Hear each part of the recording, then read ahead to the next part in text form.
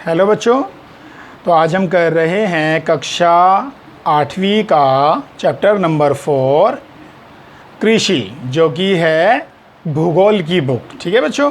तो इसका ये जो चैप्टर नंबर 4 है कृषि। तो बच्चों, जैसा कि आपको पता है कि बच्चों की कृषि के बगैर तो देखो इंसान जो है वो जीवित रह ही नहीं सकता, क्योंकि कृषि से ही तो फसलें पैदा होती हैं, जो हमारे आटा चावल, ठीक है ना, जो मतलब जो गेहूँ वगैरह। अब ये तो जब ये जो खाने पीने की चीज़ें हैं, ये तो हमें सारी की सारी किन से मिलती है बच्चों? कृषि से ही तो मिलती है। तो अगर हमारी ये अगर हम मतलब जो कृषि में अगर ये मतलब जो है बोएंगे नहीं अगर इसको अनाज को, तो हम क्या करें बच्चों? हम तो कुछ खा ही नहीं सकते।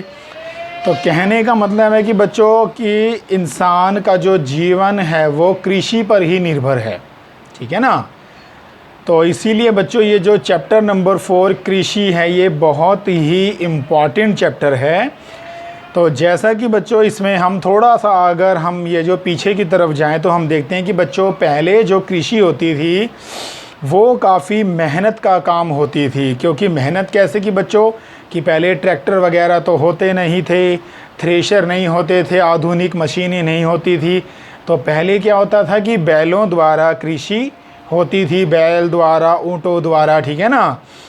तो पहले क्या होता था कि बच्चों पहले सूखा वगैरह भी मतलब जो पड़ता था, क्योंकि बारिश वगैरह, क्योंकि पहले के इंसान को इतनी ज़्यादा नॉलेज नहीं थी, इतनी ज़्यादा जानकारी नहीं थी कि जैसे भाई कुएं वगैरह ये जो होते हैं मोटर पंप वगैरह की, इनकी मतलब इतनी ज़्यादा नॉलेज नहीं थी। तो पहले क्या होती थी, कृषि हमारी बारिश के ऊपर ही रहती थी कि भगवान भाई जब मतलब जो बारिश देगा तो तभी हमारी कृषि को पानी मिलेगा। तो कहने का मतलब है कि बच्चों कृषि जो है काफ़ी मेहनत का काम है, ये तो आप जानते ही हैं। तो पहले का किसान क्या करता था कि बच्चों बहुत ज़्यादा बैलों से धूप में खूब ज़्यादा पहले मतलब जो कृषि करता था, ठीक है, तो उसको सूखे का भी सामना करना पड़ता था। लेकिन बच्चों जैसे जैसे समय आगे आगे मतलब जो है बढ़ता गया तो किसानों में भी नॉलेज आती गई। ठीक है ना। कि जैसे अब हम क्या करते हैं कि अब हम मतलब इतना ज़्यादा बारिश पर जो है निर्भर नहीं रहते हैं, क्योंकि हमको पता है कि बच्चों बारिश तो पता नहीं भाई ज़्यादा हो ना हो। तो इसलिए अब हमको इन चीज़ों की नॉलेज है कि हम ये जो बड़े बड़े जो है टरबाइन वगैरह या जैसे खेतों में मोटर पंप वगैरह लगा के भी अपने खेतों में पानी देते हैं। ठीक है। तो बच्चों वैसे अब देखा जाए तो कृषि जो है वो काफ़ी सरल होती गई है। अब जैसे हमारे पास क्या है कि ये जो कृषि के आधुनिक क्या क्या चीज़ें आ गई हैं। देखो ट्रैक्टर आ चुके हैं, ठीक है ना। फसलों को साफ़ करने, जैसे भाई फसलों में से गेहूं निकालने के लिए मशीनें आ गई हैं, काफ़ी अच्छी अच्छी मशीनें, जो कि एक ही दिन में लाखों टन गेहूं मतलब जो है वो साफ़ वगैरह कर देती है। तो ठीक है ना बच्चों। तो कहने का जो मतलब है कि भाई पहले की कृषि और आज की कृषि में जो है वो ज़मीन आसमान का फ़र्क आ चुका है। तो बच्चों इसमें अब हम इस पाठ को अच्छे से जो है समझेंगे कि कृषि कैसी होती है, कितने प्रकार की होती है। तो ये तो आपको पता ही है कि बच्चों कुछ भी चीज़ है बोकर ही पैदा की जाती है। गेहूं है, ज्वार है, मक्का है, गन्ना है। तो बच्चों ये तो पहले धरती में मतलब जो बोते हैं तभी ये फसल के रूप में पैदा होते हैं। और ये जो मनुष्य का जो जीवन है वो कृषि पर ही निर्धारित है। तो बड़ा ही महत्वपूर्ण चैप्टर है ये बच्चों कृषि। तो आइए इसको हम जो है पढ़ते हैं। तो अब जैसे कि हमने कृषि के बारे में तो थोड़ा बच्चों समझ लिया है, अब हम ये समझेंगे कि भाई कृषि कितने प्रकार की होती है। तो बच्चों कृषि के जो प्रकार हैं वो हमारे सामने हैं कि जैसे निर्वाह कृषि और वाणिज्यिक कृषि। तो बच्चों निर्वाह कृषि में जैसे अगर हम इसको मोटे तौर पर जाने कि निर्वाह कृषि में क्या होता है कि यानी किसान केवल अपने निर्वाह के लिए, यानी भाई अपनी पर्सनल ज़रूरतों को पूरी करने के लिए जो कृषि करता है, यानी अपनी गेहूं जो मतलब जो किसान अपनी गेहूं को बाज़ार में नहीं बेचते हैं, जो कि मतलब कि भाई थोड़ा अपना मतलब जो है निर्वाह के लिए करते हैं, तो उसको हम कहते हैं निर्वाह कृषि।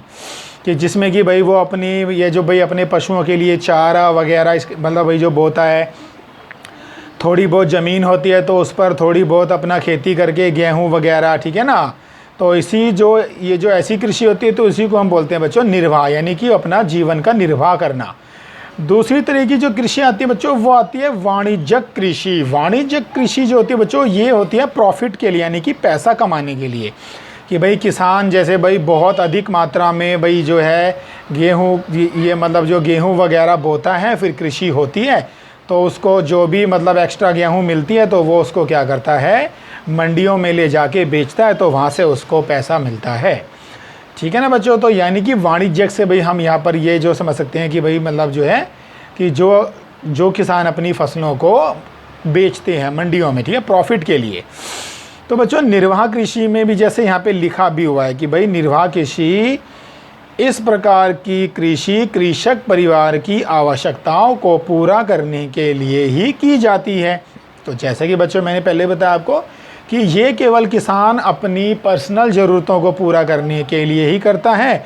उसमें वो अपने जीव जंतुओं का ये जो है चारा वगैरह इकट्ठा कर लेता है, गाय भैंस के लिए जो उसने पाले होते हैं। तो ऐसी जो कृषि होती है उसको हम बोलते हैं बच्चों निर्वाह कृषि। दूसरी टाइप की कृषि होती है बच्चों, ये जो है बच्चों गहन निर्वाह कृषि। गहन निर्वाह कृषि भी एक छोटे से भूखंड पर ही होती है, और ये भी किसान क्या करता है कि भाई अपने जो है छोटे से ये जो भूमि के टुकड़े पर कई तरह की फसलें वगैरह बो देता है, कि जैसे भाई कभी उसने गेहूं बो दी तो कहीं उसने मक्का बो दी, ठीक है, मतलब जो ये जो दलहन तिलहन बो दी है। तो बच्चों यही जो है मतलब वो अपने जो है निर्वाह के लिए ही करता है। दूसरी आती है बच्चों आदिम निर्वाह कृषि। ये स्थानांतरित कृषि होती है, चलवासी पशुचारण। कि बच्चों ये कृषि कैसी होती है कि बच्चों की इसमें भाई इंसान ये जो किसान सोचता है भाई अपने पशुओं के लिए चारा वगैरह उसको मिल जाए। ठीक है बच्चों। दूसरी एक देखो अब एक कृषि कौन सी होती है बच्चों, ये आई है, अब ये कौन सी कृषि है पढ़ते हैं इसके बारे में। स्थानांतरित कृषि। ठीक है बच्चों। स्थानांतरित कृषि कैसी होती है, ये जैसे कि भाई एक क्षेत्र में होती है सघन वन, जैसे कि भाई बहुत सारे जंगलों को साफ़ करके वहाँ पर कृषि लायक थोड़ी सी ज़मीन को मतलब जो है साफ़ वगैरह कर लेते हैं, तो वहाँ पर वो जो कृषि होती है तो उसी को हम क्या बोलते हैं बच्चों, स्थानांतरित कृषि। ये मुख्यतः कहाँ होती है कि जहाँ पर भारी वर्षा होती है, ठीक है ना। और मुख्यतः जो इसके वो होते हैं वो देखो बच्चों ये कहाँ पे होती है, ये होती है यहाँ पे देखो जो ये जो लिखा भी हुआ है अफ्रीका, दक्षिण पूर्वी एशिया, ठीक है ना, उत्तरी पूर्वी भारत में भागों में प्रचलित है। ठीक है ना बच्चों। तो इसमें क्या क्या बोया जाता है कि जैसे मक्का, रतालू, आलू और ये जो है कसावा जैसी फसलें इसमें बोई जाती हैं। ठीक है बच्चों। चलवासी पशुचारण। पशुचारण का मतलब क्या होता है कि बच्चों की यानी पशुओं के लिए चारा बोना। ठीक है ना बच्चों। तो यहाँ पे लिखा है कि सहारा के अर्धशुष्क, सहारा कहाँ पड़ता है बच्चों, ये हमारा पड़ता है अफ्रीका में।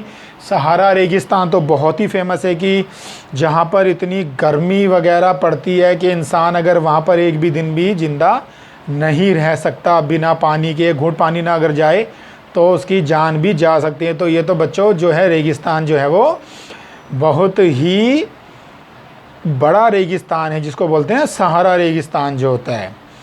तो बच्चों सहारा के अर्धशुष्क और शुष्क प्रदेशों में मध्य एशिया और भारत के कुछ भागों जैसे राजस्थान, जम्मू और कश्मीर में प्रचलित है। इस प्रकार की कृषि में पशुचारक अपने पशुओं के साथ चारे और पानी के लिए एक स्थान से दूसरे स्थान पर घूमते हैं। इसी प्रकार की गतिविधि जलवायविक बाधाओं और भूभाग की प्रति स्वरूप उत्पन्न होती है। भाई उन्हें लगता है कि भाई जैसे अगर एक जगह सूखा पड़ा है तो भाई वो थोड़ा सा दूर जाके कृषि कर लेते हैं और वहाँ पे अपने पशुओं के लिए चारा पानी का जो है इस्तेमाल मतलब जो है कर लेते हैं। अब इसमें क्या कहता है कि बच्चों पशुचारक मुख्यतः भेड़, ऊँट, मवेशी, याक और बकरियाँ पालते हैं। ये पशुचारकों और उनके परिवारों के लिए दूध, मांस, ऊन, खाल और अन्य उत्पाद भी मतलब जो है उपलब्ध कराते हैं। तो अब है बच्चों जैसे अगली जो कृषि है बच्चों वो है वाणिज्यिक कृषि। जैसा कि मैंने बच्चों आपको अभी पहले बताया था कि वाणिज्यिक कृषि क्या होती है कि ये एक बहुत बड़े क्षेत्र में होती है कि जिसका कि वो किसान क्या करते हैं कि फसल को बाज़ार में बेचते हैं, जिनसे कि उनको पैसा मिलता है। ये हमेशा बच्चों क्या होता है कि प्रॉफिट के लिए की जाती है, कि पूंजी कमाने के लिए की जाती है। वाणिज्यिक कृषि के बारे में थोड़ा पढ़ते हैं। तो वाणिज्यिक कृषि में फसल उत्पादन और पशुपालन बाजार में विक्रय हेतु किया जाता है। इसमें विस्तृत कृषि क्षेत्र और अधिक पूंजी का उपयोग किया जाता है। अधिकांश कार्य मशीनों के द्वारा किया जाता है। वाणिज्यिक कृषि, वाणिज्यिक अनाज कृषि, मिश्रित कृषि और रोपण कृषि शामिल हैं। रोपण कृषि जो होती है बच्चों, जो कि खेतों में हाथ के द्वारा बोई जाती है, उसको रोपण कृषि कहते हैं। जो कि अपने हाथों से हम धरती के नीचे छोटे छोटे बीजों को रोपते हैं। थोड़ा और पढ़ते हैं बच्चों वाणिज्यिक कृषि के बारे में कि वाणिज्यिक जो कृषि होती है वे फसलें वाणिज्यिक उद्देश्य से ही बोई जाती हैं। गेहूं और मक्का सामान्य रूप से उगाई जाने वाली फसलें हैं। और ये कहाँ पर होती हैं बच्चों? ये होती है हमारे यहाँ, मतलब ये जो एशिया में भी होती है और उत्तर अमेरिका, यूरोप और एशिया के शीतोष्ण घास के मैदान वाणिज्यिक के मुख्य केंद्र हैं। कहने का मतलब है कि बच्चों ये यहाँ पर जो सैकड़ों हेक्टेयर के बड़े बड़े फार्मों में बोई जाती है।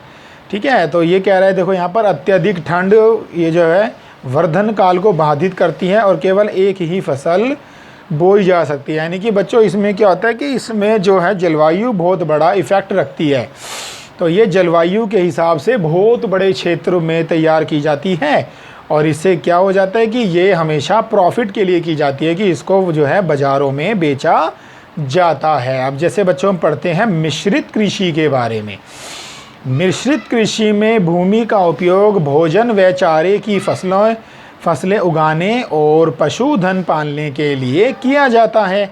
यह यूरोप, पूर्वी संयुक्त राज्य अमेरिका, अर्जेंटीना, दक्षिण पूर्वी ऑस्ट्रेलिया, न्यूजीलैंड और दक्षिण अफ्रीका में प्रचलित है। तो ये वो बच्चों यहाँ पर क्षेत्रों के जो नाम दिए गए हैं, देशों के जो नाम दिए गए हैं कि जहाँ पर ये इस प्रकार की मिश्रित कृषि होती है। फिर है बच्चों आगे जो अगली कृषि है वो है बच्चों रोपण कृषि। रोपण कृषि में जैसा मैंने आपको पहले बताया कि इसको अपने हाथों के द्वारा जो है खड़े पानी में बोया जाता है। तो इसमें जैसे अब इसके बारे में थोड़ा पढ़ते हैं कि रोपण कृषि वाणिज्यिक कृषि का ही एक प्रकार है। यहाँ चाय, कहवा, काजू, रबड़, केला अथवा कपास की एक ही फसल बोई जाती है। इसमें वृहत पैमाने पर श्रम और पूंजी की आवश्यकता होती है। मतलब कि बच्चों इसमें एक तो हमें बहुत बड़ा क्षेत्रफल भी चाहिए होता है और दूसरा इसमें अब जो है पैसा भी लगता है बीज वगैरह में, खाद वगैरह में। ठीक है ना, आगे बढ़ते हैं। फिर उत्पाद का प्रसंस्करण खेतों पर ही या निकट के कारखानों में किया जा सकता है। इस प्रकार इस कृषि में परिवहन जाल के विकास की अनिवार्यता होती है। रोपण कृषि के मुख्य क्षेत्र विश्व के उष्ण कटिबंधीय प्रदेशों में पाए जाते हैं। मलेशिया में रबड़, ठीक है, ब्राज़ील में कहवा, भारत और श्रीलंका में चाय इसके कुछ प्रमुख एग्जाम्पल हैं। ठीक है बच्चों, तो मुख्य फसलें। अब बच्चों मुख्य फसलें तो जैसे आपको पता ही है कि एक तो बच्चों चावल हमारी मुख्य फसलों में आता है। ये जैसे कि हमारा गेहूं भी हमारी मुख्य फसलों में आता है। तो हम इनको डीपली ना पढ़ के, ये तो हमें पता ही है कि बच्चों मुख्य फसलें हमारी चावल है, गेहूं है, मिलेट है। मिलेट थोड़ा पढ़ लेते हैं ये कि ये मिलेट क्या है।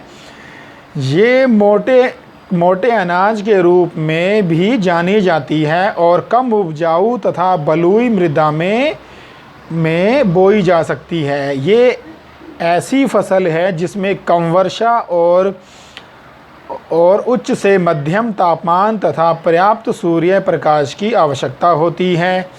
ज्वार, बाजरा, रागी भारत में ही बोए जाते हैं। नाइजीरिया, चीन और नाइजर इसके अन्य जो है उत्पादक देश है। अब जैसे मक्का भी बच्चों ये हमारी मुख्य फसलों में ही आती है।